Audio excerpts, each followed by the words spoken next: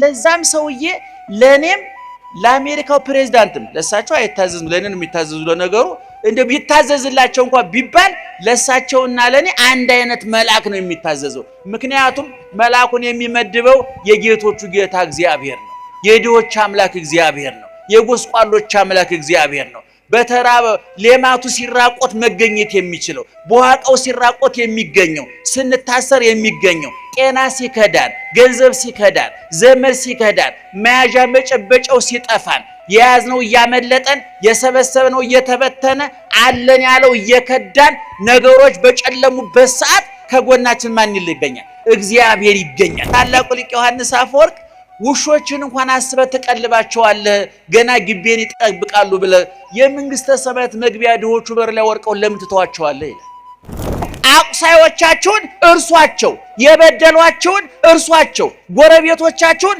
እርሷቸው የሥራ ባልደረቦቻችሁን እርሷቸው ያሰሩባችሁን መተት የመተቱባችሁን ትዳራችሁ ላይ መከራ ያመጡባችሁን እርሷቸው እዚህ ስትመጡ እነሱን ረስታችሁ አሸናፊውን አስቡት ድል አድራጊውን አስቡት የሚጠብቅህ አረ ንገሩኝ ጮህ የሚጠብቅህ አይተኛም መጻታውት እሱን እርሱት የሚጠብቅን ምን አይልም ብለናል አያንቀላፋም ብለናል እንደው ምእመናን ይሄ አይናችን ሲበራ ያቆሰሉን ሳይሆን የቆሰለልን ይታየናል ብዙዎቻችን አሁን ስላቆሰሉን እኮ መተን ብዙ አወራን እኮ እገሌ አይተኛልኝም እገሊት አተኛልኝም ኑሮ እንዴት ይሆን ስለ ጭንቀታችን ስላቆሰሉን ስላሳደዱን መከራ ትዳራችንን ስለበተኑት ሱቃችንን ስለበተኑት ኑሯችንን ስላበላሹት ስለ ክፉ ሰዎች እኮ ብዙ አውርተናል አይደለም ክርስቲያን ስላቆሰለው አያወራም ስለቆሰለለት ነው የሚያወራው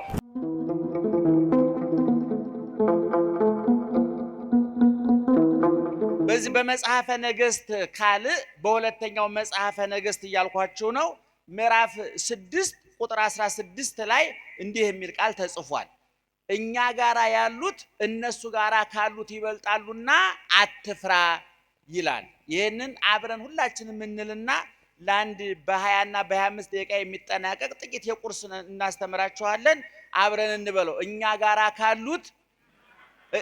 ጋራ ያሉት እነሱ ጋራ ካሉት ይበልጣሉና አትፍራ እነማን ጋር ያሉት ምን ያረጋሉ እነማን ጋራ ካሉት እነሱ ጋራ ካሉት እነማን ጋር ያሉት ይበልጣሉ እኛ ጋር ያሉት ይበልጣሉ ስለዚህ አትፍራ ይላል ይሄ በመጽሐፈ ነገሥት ቀዳማዊ ምዕራፍ ማን ነው ካል ማለት ነው ምዕራፍ 6 ቁጥር 16 ላይ ያለ የእግዚአብሔር ቃል ነው እቸም መጽሐፍ ቅዱስ በክፉዎችም በደጎችም ታሪክ የተሞላ ነው መጽሐፍ ቅዱስ የእግዚአብሔር ቸርነት ብቻ ሳይሆን የሰይጣንም ክፋት ተጽፎበታል አብርሃምም ተጽፏል ፈርዖንም ተጽፏል አረመኔዎች ጨካኞች ደም አፍሳሾች በሰው ስቃይ የሚዝናኑ በሰው መከራ የሚዝናኑ እግዚአብሔርን የማያውቁ ሰዎችም መጽሐፍ ቅዱስ ውስጥ አሉ እንደገና እግዚአብሔር እንደ ልብ ያለ ሰው አገኘው ብሎ የመሰከረላቸው የእግዚአብሔር ወዳጆች የተባሉ አብርሃም በአርክ በዲበ ምድር አብርሃም በምድር ላይ አብርሃም የሚባል ወዳጅ አለኝ ብሎ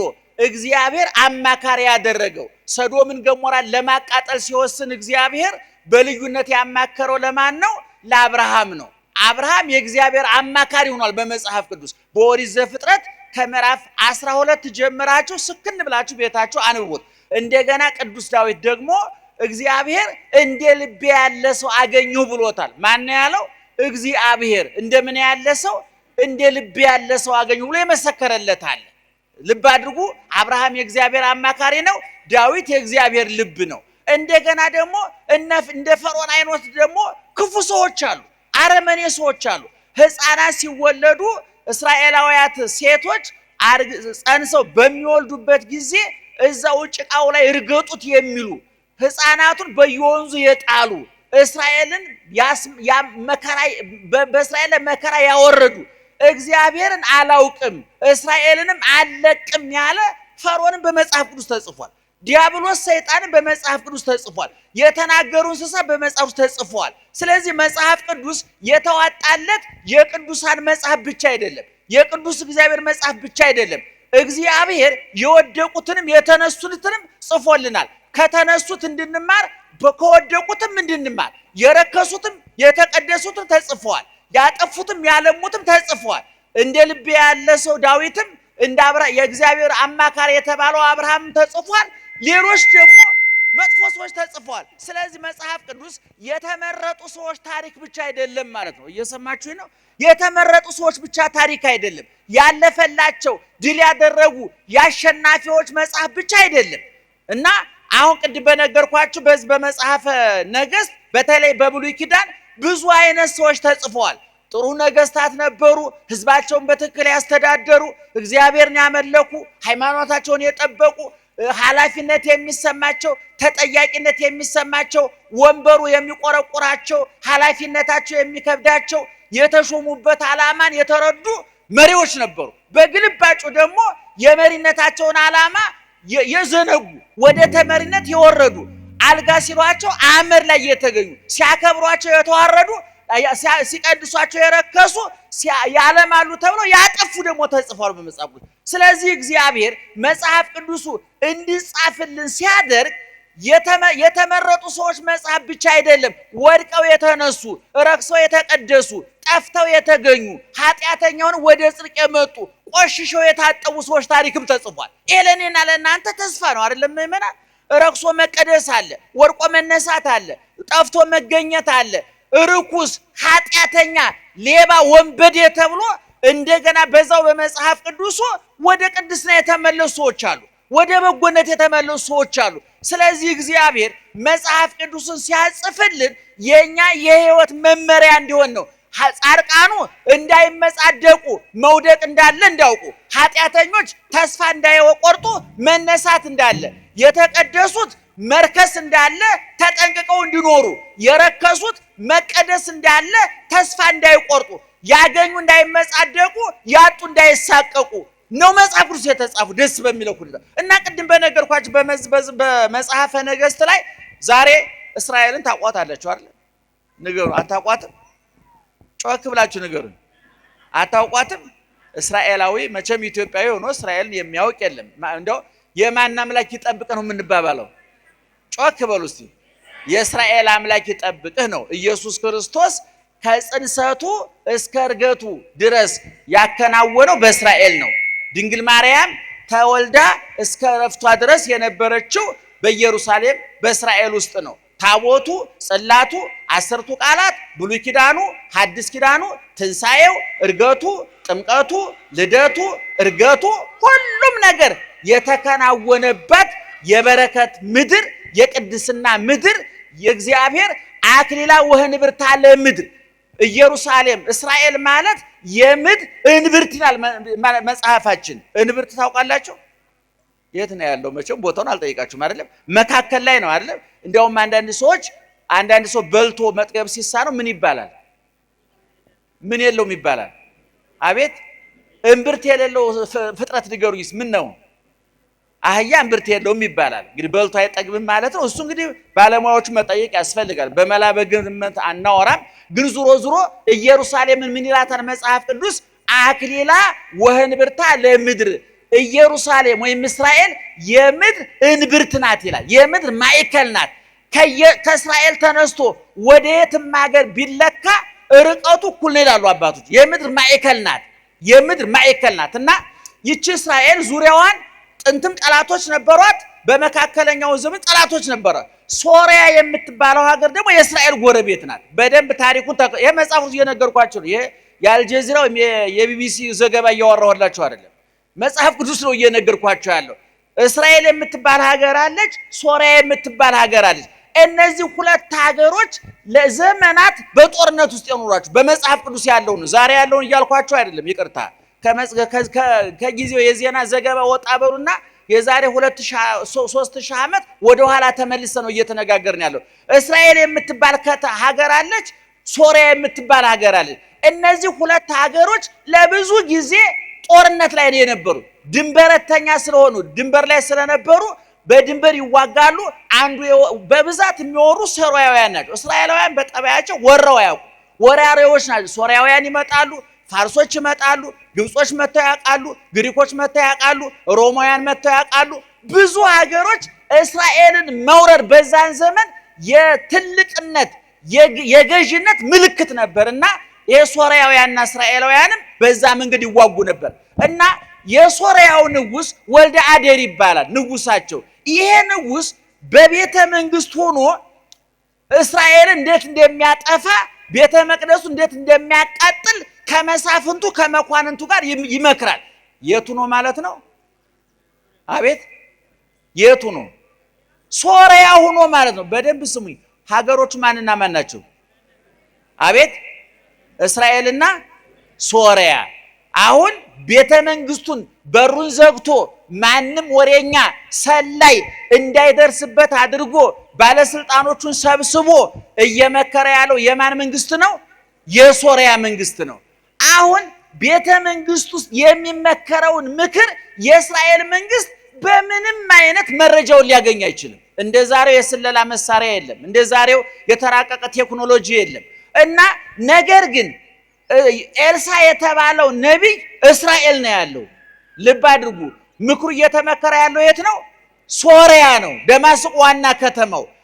ኤልሳ ደግሞ ያለው እስራኤል ውስጥ ነው ያለው። ቤተ መንግስት ውስጥ ንጉሱ በሩን ዘግቶ የሚመክረውን ምክር የእስራኤል መንግስት በምንም አይነት መረጃ ሊያገኝበት የሚችለው እድል አልነበረውም። ነገር ግን ነቢዩ ኤልሳ በር ተዘግቶ ምን ይደረግ እንደነበረ ሙሉ መረጃ ያለው በጸጋ የተገለጠለት ኤልሳ የሚባል ነቢይ ነበር። በኋላ ለእስራኤል ንጉስ ይነግረዋል። የሶርያው ንጉስ በር ዘግቶ መመናን ይሄ ማለት ነብዩ ፖለቲካ ውስጥ ገብቷል ማለት አይደለም። ጥንቃቄ አድርጉልን። እኔ አንዳንድ ጊዜ አንዳንድ ነገሮች ስንናገር ፖለቲካ ገሌ ገባ ስለ ፖለቲካ ተናገር። በመጀመሪያ ደረጃ ምድር ላይ እስካለን ድረስ ከፖለቲካ ነፃ መሆን አንችልም። አይነቱ ላይ ነው ማንግባባው እንጂ ማንም ሰው ከፖለቲካ ነፃ አይደለም። ይሄን ብዙ ሰው አይረዳልንም። እና ነብዩ ፖለቲካ መግባቱ አይደለም። ነገር ግን የሶርያው ንጉስ በር ዘግቶ ከመሳፍንቱ ከመኳንንቱ ከባለስልጣኖቹ ጋር እየተማከረ ያለው የእስራኤልን ቤተ መንግስት ለመድፈር ብቻ አይደለም፣ ቤተ መቅደሱን ለመዝረፍ ነው። ነዋያተ ቅድሳቱን ለመዝረፍ ነው። የእስራኤልን አምላክ እግዚአብሔርን ጭምር ለማዋረር ነው የሚመጣው። ስለዚህ ነብዩ በቤተ መንግስት እየተመከረ ያለውን ምክር ለእስራኤሉ ንጉስ የነገረው መንግስትህን ጠብቅ ብሎ ፖለቲካ ውስጥ ገብቶ ለመፈትፈት አይደለም። የነቢያት ጠባይ አይደለም። ነቢያት የፍርድ ጎደለ ድሃ ተበደለ ብለው ባመኑ ጊዜ ፊት ለፊት ነው የሚናገሩት። በተዘዋዋሪ እንኳን ፊት ለፊት ነው የሚነግሯቸው። አሁን ግን የሶርያው ንጉስ በር ዘግቶ እየመከረ ያለው ቤተ መቅደሱን ለማቃጠል ነዋያተ ቅድሳቱን ለመዝረፍ ጭምር ነው እየመከረ ነው። ስለዚህ ያ ቤተ መንግስት ተዘግቶ የተመከረው ምክር በጸጋ ተገልጦለት ማን ያውቃል? ኤልሳ ነብዩ። በኋላ ለእስራኤል ንጉስ ይነግረዋል። ሶርያውያን ተማክረዋል፣ ጨርሰዋል፣ ወታደር ልከዋል፣ ወታደሮቹ እዚህ ቦታ ደርሰዋል ይልና መረጃውን ይነግረዋል። የእስራኤል ንጉስ ሙሉ መረጃ ስለደረሰው እነዛን መልእክተኞቹን እየተቀበለ አሸንፎ ይልካቸዋል። በኋላ የሶርያው ንጉስ ተበሳጨ። ከኛ መካከል መረጃ እያወጣ የሚሰጥብን አለ ወይ ብሎ ጠየቀ። እየሰማችሁ ነው ታሪኩን? መጽሐፍ ቅዱስ መጽሐፈ ነገሥት ካልዕ ምዕራፍ 6 ነው እየተረኩላችሁ ያለው። ከዛ ከኛ መካከል መረጃ እያወጣ የሚሰጣል ወይ? ትሰማላችሁ ሰሞኑን አይደለም የኢራንን ጀነራሎቹን ጠቅላላ እንዴት እየለቀሙ እንደገደሏቸው እስራኤላውያኑ ሰምታችኋል። ይሄ ስለላው እግዚአብሔር እየረዳቸው አይደለም። ይሄ ስለላው የድካም ውጤት ነው፣ የአእምሮ ውጤት ነው። ዝም ብለህ ጭንቅላትህን ዘግተህ በር ዘግተህ እግዚአብሔር ይረዳኛል ብትል መና ከደመና አይወርድም። መጀመሪያ ምጣድህን ጣድ፣ እግዚአብሔር እንጀራውን ሊያሰፋልህ ይችላል። ምጣድ ሳይጥዱ እንጀራ አምጣ፣ የቀረ ዘመን ወገኑ። የኛ የራሳችን ጥረት ማድረግ አለ፣ መጣጣር አለብን። እና አሁን ሲልክ የእስራኤል ንጉስ እየተቀበለ ሲገላቸው በኋላ ንጉስ ተበሳጭቶ ከእናንተ መካከል መረጃ እያወጣ ለእስራኤል የሚያቀብል አለ ብሎ ንጉሱ ወርህፀት በጣም ተበሳጭቶ ተቆጥቶ ተናገረ። ከዛ ከመካከል ግን የነብዩን ጉዳይ የሚያውቅ አንድ ባለስልጣን መላለው ንጉስ ወይ ከመካከላችን ማንም መረጃ ያወጣ የለም፣ ሁሉ ላንተ ታማኝ ነው። ነገር ግን እኛ በር ብንዘጋም የተዘጋ በር የማይገድበው የተዘጋ በር የማይመልሰው ኤልሳ የሚባል ነብይ አለ። እኛ ዘግተን የመከርነውን እግዚአብሔር ስለሚገልጥ ነብይ ስለሆነ ለእስራኤል ንጉስ መረጃ እየሰጠ የሚያስመታን እሱ ነው ብሎ ነገረው። ታሪኩን እየሰማችሁ ነው። ሀገሮቹ እነማን ናቸው? አቤት ሶሪያና ምክሩ እየተመከረ ያለው የት ነው? የማን ንጉስ? ከማን ጋር? ከባለሟሎቹ ከባለስልጣኖቹ ጋር። መረጃውን አውጥቶ የሰጠበት ማን ነው? አቤት ኤልሳ መረጃውን አውጥቶ የሰጠለት ለእስራኤል መንግስት ተቆርቆሮ ነው? ለእስራኤል መንግስት አስቦ ነው? አይደለም። ይሄ ንጉስ እየተማከረ ያለው ምኑን ጭምር ለማርከስ ነው? ቤተ መቅደሱን ለማርከስ ስለሆነ፣ ነዋያተ ቅድሳቱን ለመዝረፍ ስለሆነ፣ ቤተ መቅደስ እግዚአብሔር የሚገለገልበትን ማዕጠንተ ወርቁን በቤተ መቅደስ ውስጥ ያለውን አይታቸዋል። በጣሊያን ጊዜ በግራኝ ጊዜ ኦርቶዶክሳዊ ተዋሕዶ ቤተክርስቲያን ብዙ ነዋያ ቅድሳቷን የወርቁ ጥና የወርቁ መስቀል እየቀለጠ አምባር ቀለበት የሆነው በወራሪዎች አማካኝነት ነው። ስለዚህ የሚመጣውን መከራ መቋቋም ያለብን ለሃይማኖታችን ስንል ነው ማለት ነው፣ በዘመናት ይሆነው። ስለዚህ ከዛ በኋላ ንጉሱ ተበሳጨ፣ ተነገረው። ንጉሱ ምን አደረገ? ግደለ ምን ያውቅበታለሁኝ የት ነው የሚኖረው ብሎ እሱም እንዳቅሙ ኤልሳ ያለበትን መረጃ ሰበሰበና ወታደር የተቀለበ የሰለጠነ ወታደር በፈረስ በሰረገላ አድርጎ ኤልሳ ወዳለበት ሰፈር ላከ፣ መንደር ላከ። በደንብ አድርጋችሁ ስሙኝ። ማን ነው የላከው? የሶሪያው ንጉስ። ወደ ማን? ወደ ኤልሳ። ኤልሳ ምን ስላደረገ? በቤተ መንግስት የመከረውን ምክር ለእስራኤል መንግስት አሳልፎ ሰጥቶ ስላስመታውና ወታደሮቹ ተሸንፈው ቆስለው ስለተመለሱ። ከዛ ይሄ ንጉሱ የላካቸው ወታደሮች ሌሊቱን የኤልሳን ያለበትን ቤት ከበው አደሩ። በኋላ የኤልሳ ደቀ መዝሙር የነብዩ ደቀ መዝሙር ሌሊት ለሽንት ሲወጣ ዙሪያውን የሶሪያ ወታደሮች በፈረስ በሰረገላ በዘመኑ ባለው ጦር መሳሪያ ታጥቀው ዙሪያቸውን ከበው አገኙ። ደነገጠ ደቀ መዝሙሩ፣ ተማሪ የኤልሳ ደቀ መዝሙር ደነገጠ። ነብዩ ወይ ተመልሶ ገባ። ሽንቱ ሊሸና የነበረው ደንግጦ መልሶ መጣ።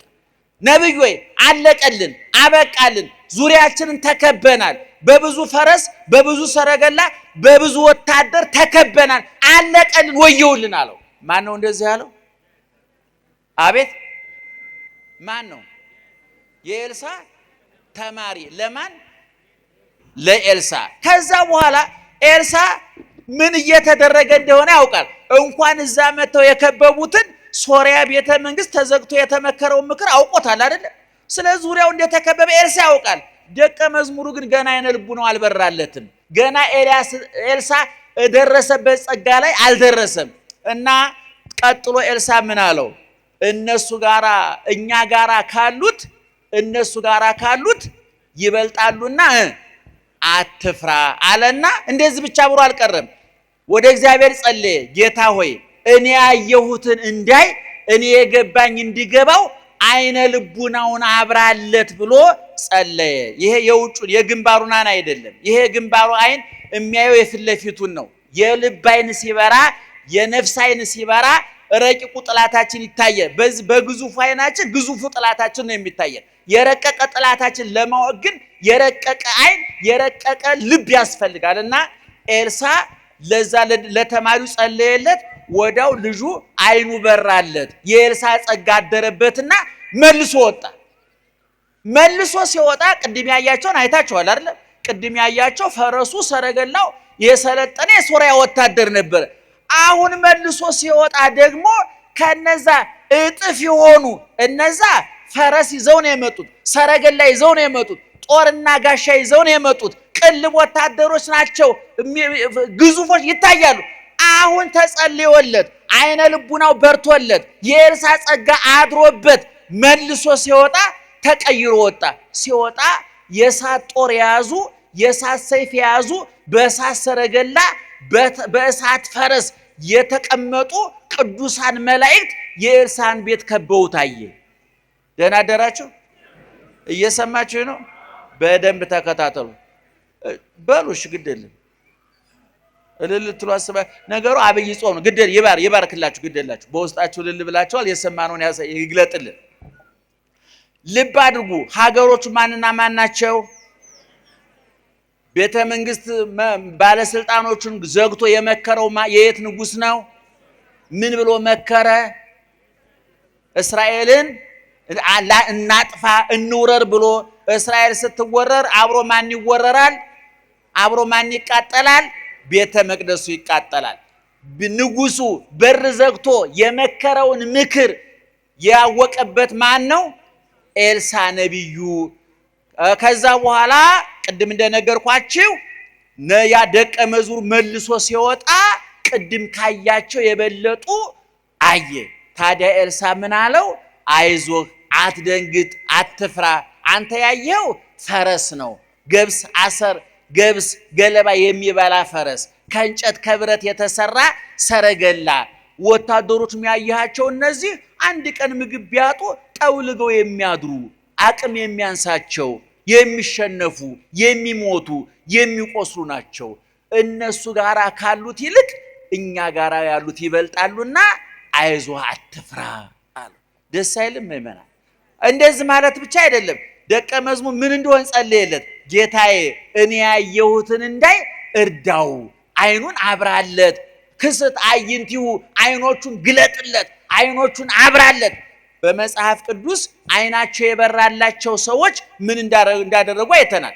አዳምና ሔዋን በሰላም እየኖሩ ገነት እየኖሩ የበለሱን ፍሬ ከበሉ በኋላ አይናቸው ተገለጠ ይላል። ግን ያ ዕፀ በለሱን በልተው በሌብነት ሰይጣን የነገራቸው ምክር በልተው ስለሆነ የተገለጠላቸው አይናቸውን እንዲገለጥላቸው ያደረገ ሰይጣን ነው። ነገር ግን ራቁትነታቸውን አዩ፣ ባዶነታቸውን አዩ። ሰቀቀናም አይን ነው ያኛው። ይሄኛው አይን ሲበራ ግን መላእክትን ነው ያየው። በሉቃስ ወንጌል ምዕራፍ 24ም ሉቃስና ቀሌዮጳ ኢየሱስ ክርስቶስ እንጀራውን ባርኮ ሲሰጣቸው ወተከስተ አዕይንቲሆሙ አይነ ልቡናቸው በራ ይላል። የቆሰለውን ክርስቶስ ሳይሆን የተነሳውን ክርስቶስ፣ ያሸነፈውን ክርስቶስ፣ ድል አድራጊውን ክርስቶስ አዩት ይላል። ምእመናን ይሄ አይናችን ሲበራ ያቆሰሉን ሳይሆን የቆሰለልን ይታየናል። ብዙዎቻችን አሁን ስላቆሰሉን እኮ መተን ብዙ አወራን እኮ።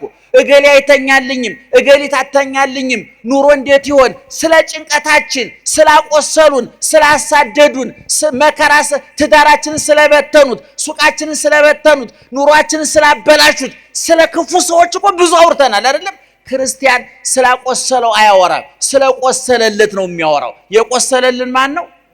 ንገሩኝ። የቆሰለልን ማን ነው?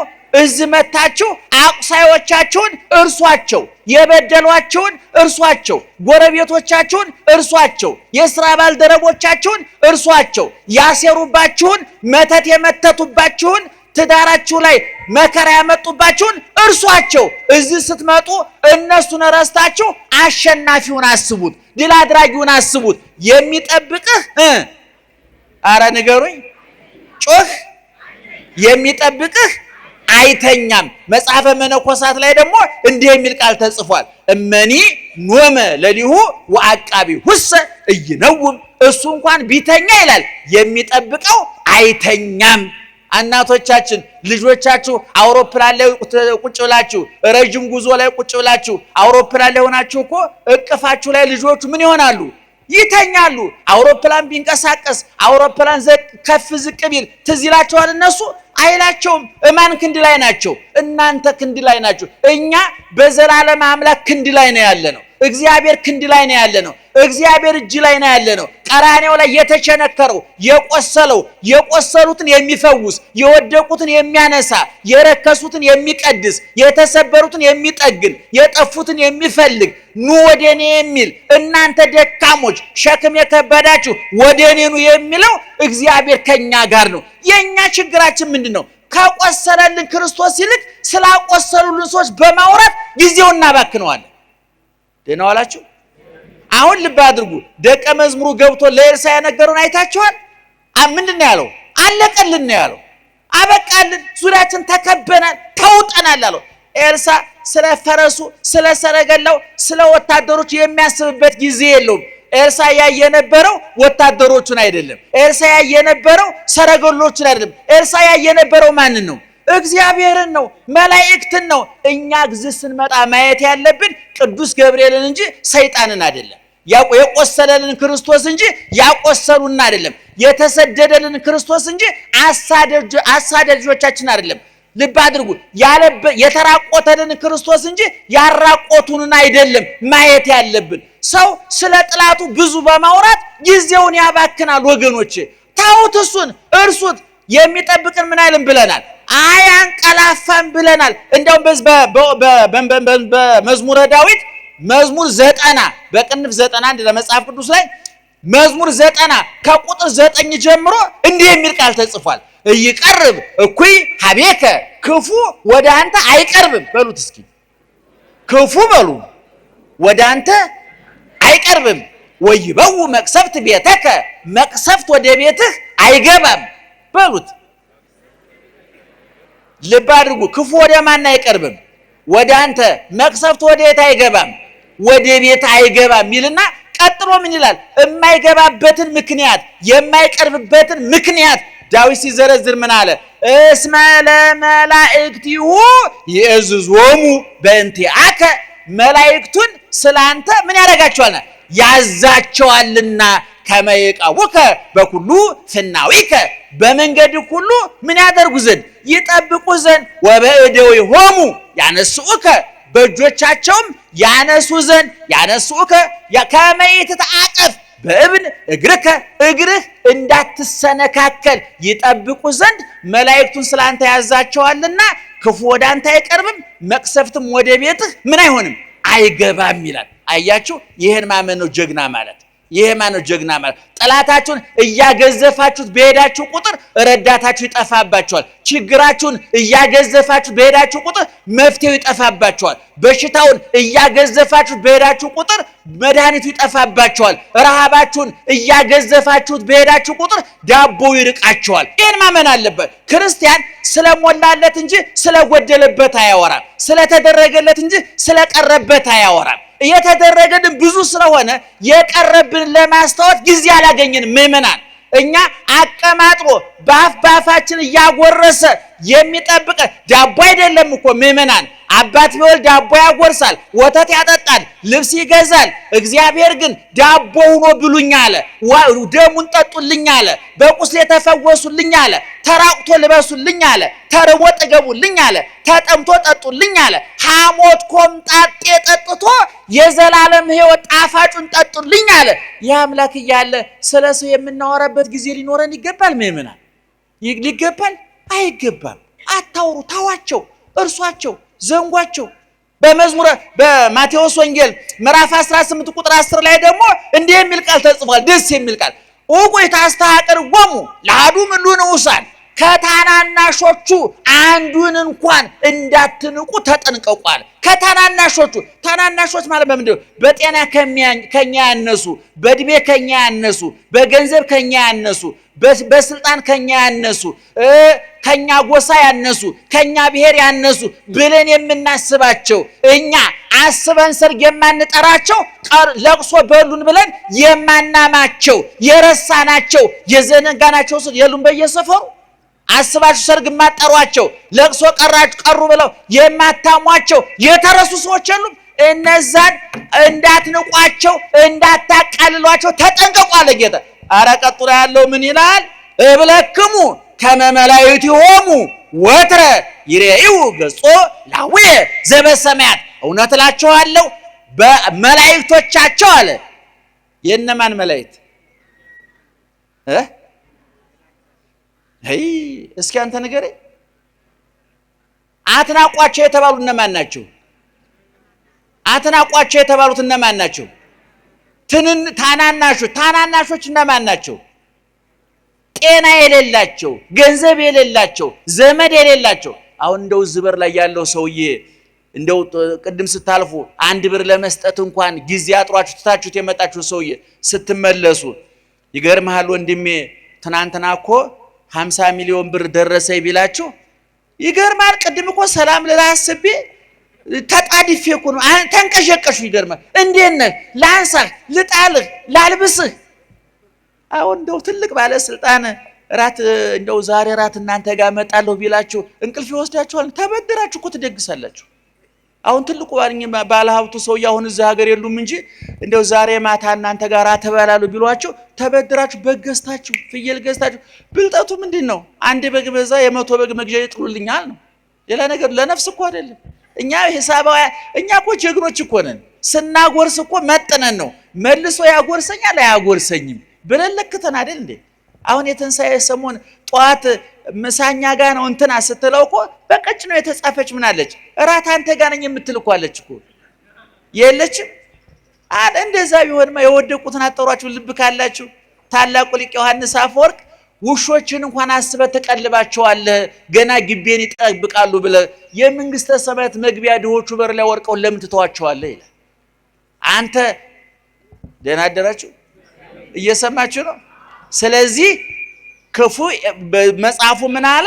ታናናሾቹን አትናቋቸው አለ። ለምን እንደው ማንነቃቸው? ቀላል አይምሰሏችሁ፣ መላኮቻቸው የነሱ መላእክት ይላል። የነማን መላእክት? የነማን? የታናናሾቹ ምእመናን። ጠባቂ መላክ አለን የለንም? ጮክ ብላችሁ ነገሩ። ጠባቂ መላክ አለን የለንም? ለነማን? አሁን ለምሳሌ አንድ ቢሊዮነር ቢኖር ጠባቂ መላክ አለው የለውም?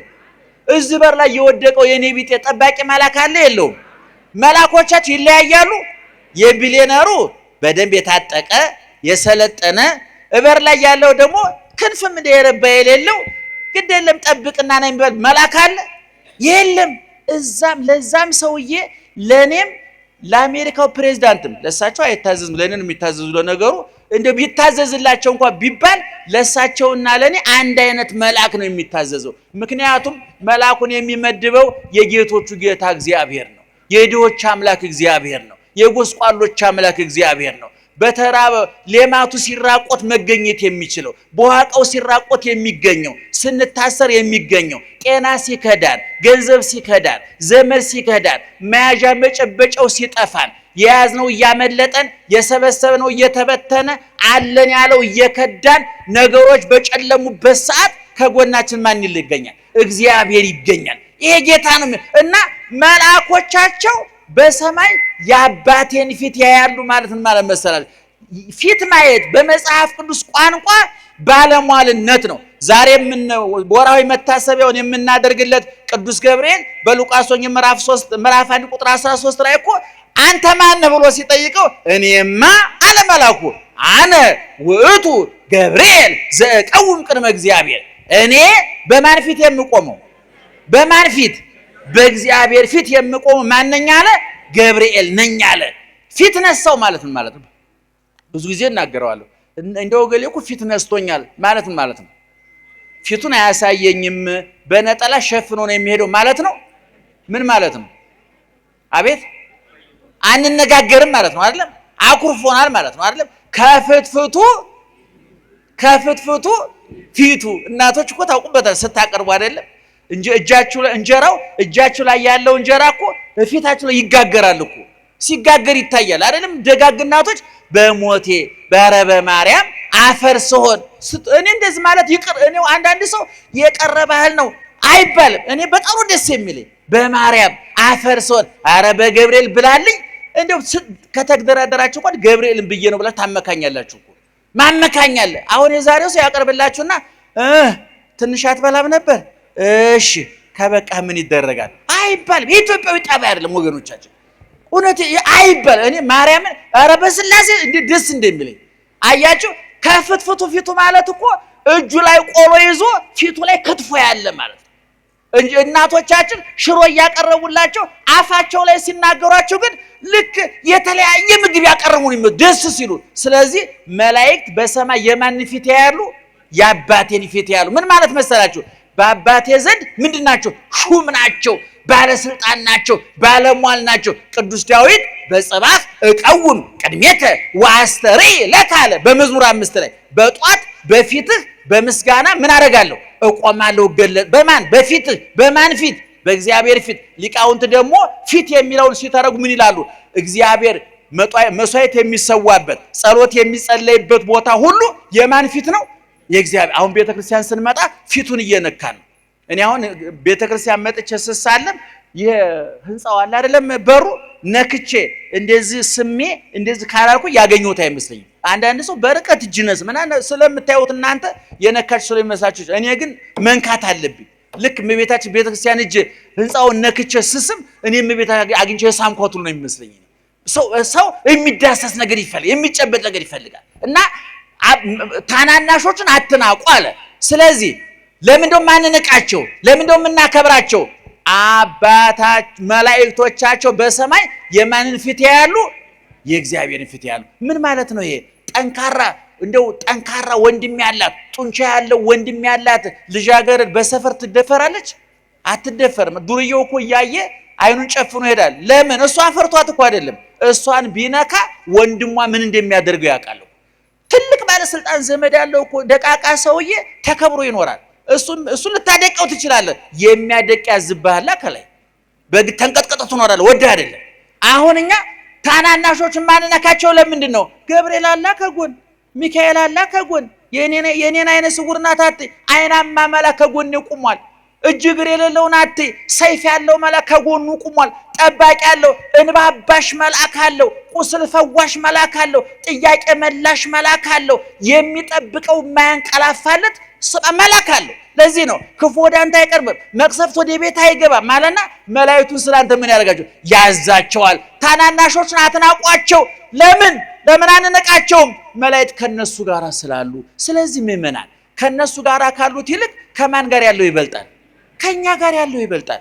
እነሱ ጋር ያለው ሰይፍ ሊሆን ይችላል። እነሱ ጋር ያለው ገንዘብ ሊሆን ይችላል። እነሱ ጋር ያለው ዝና ሊሆን ይችላል። እኛ ዘንድ ጋር ያለው የዝነኞቹ አምላክ እግዚአብሔር ነው። እኛ ጋር ባለ ሀብቶች፣ እኛ ጋር ያለን ሀብት አይደለም። የሀብት ምንጭ የሆነው እግዚአብሔር ነው ከኛ ጋር ያለው። የሚጠብቀን አያንቀላፋም። እይነጉም ወይደቅስ። እንደው ቅዱስ ዳዊት የሚጠብቅ አያንቀላፋም ብቻ አይደለም ያለው፣ ፈጽሞ አያንቀላፋም ነው ያለው። እይደቅስ ወይነጉም ማለት ሁለት ተመሳሳይ ግስ አንድ ጊዜ ስንጠቀም በግዙ ቋንቋ ፈጽሞ አይደረግም ማለት ነው። ፈጽሞ አያንቀላፋም። የቀለብከው ውሻ በስጋ ይታለላል። የቀጠርከው ዘበኛ በእንቅልፍ ይሸነፋል። በኤሌክትሪክ ያጠርከው አጥር መብራት ሲሄድ ጥበቃውን ያቆማል። የኛ ጌታ ግን አይደክሙም፣ አያንቀላፋም።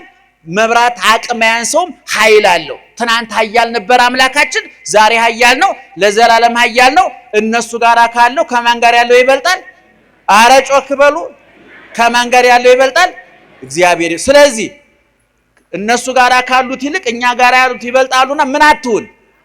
ጮክ በሉ። ምን አትሁን? አትፍራ።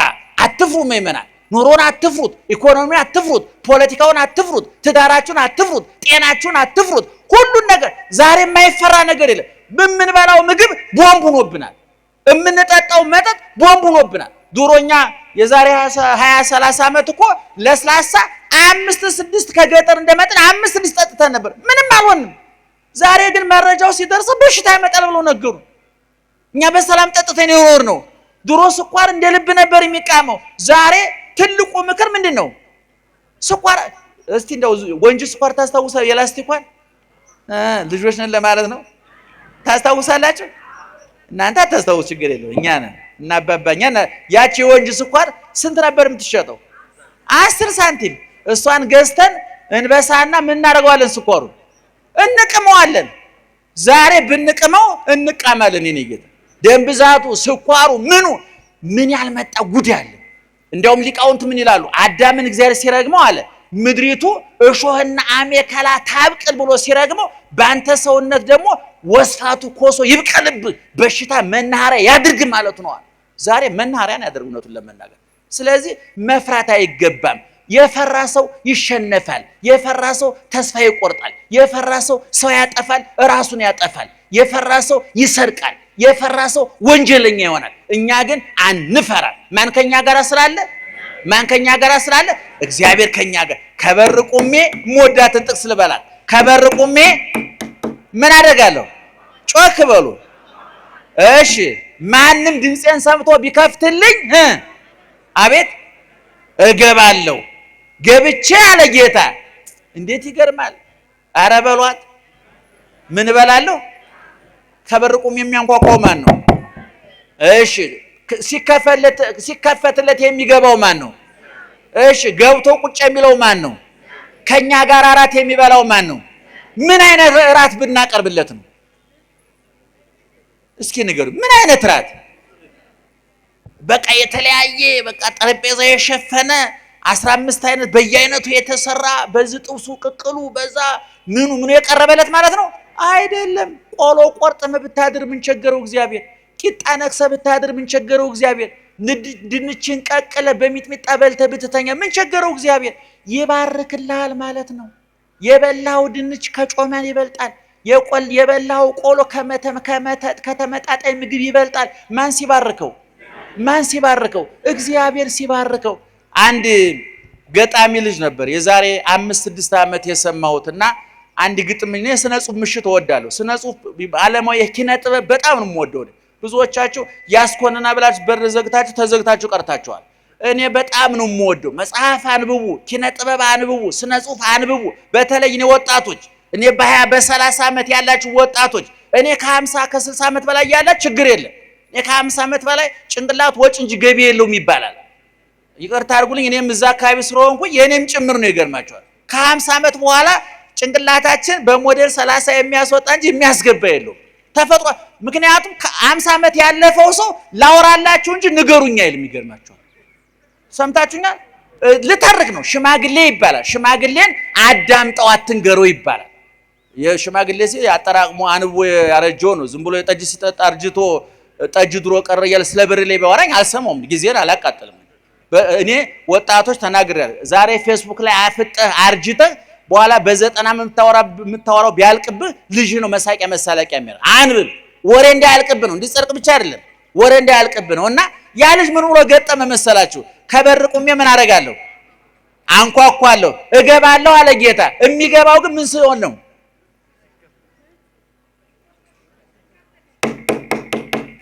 ምን አደርጋለሁ ማለት እስቲ እኔ ምልክቱን እያያችሁ ንገሩኝ።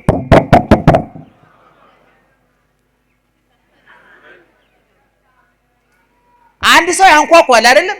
እሺ አንኳኩቶ ከተከፈተለት ይገባል። ካልተከፈተስ? አቤት ቢከፈትም ባይከፈትም የሚገባ ማን ነው?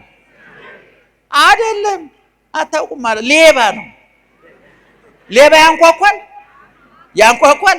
አያንኳኳም። ካንኳኳ እንግዲህ አይምሮ የተነካ ሌባ ነው ማለት ነው። ወይም ዘመናዊ ሌባ መጥቷል ማለት ነው። ከበር ቁሜ ምን አደርጋለሁ አለ እግዚአብሔር። አንኳኳለሁ፣ እገባለሁ አለ። ግን የሚገባው ምን ሲሆንለት ነው? አቤት ሲከፈትለት ነው። እና የባለ ገጣሚው ልጅ ምን አለ መሰላችሁ? ጌታ ሆይ ከበር ቁሜ አንኳኳለሁ፣ ብትከፍቱልኝ ይገባለሁ ብለው ነበረ። አሁን ባለው ሁኔታ ግን ምንም ብታንኳኳ የመስማት አቅም ጠፍቷልና ሰብረህ ገብተህ አድነን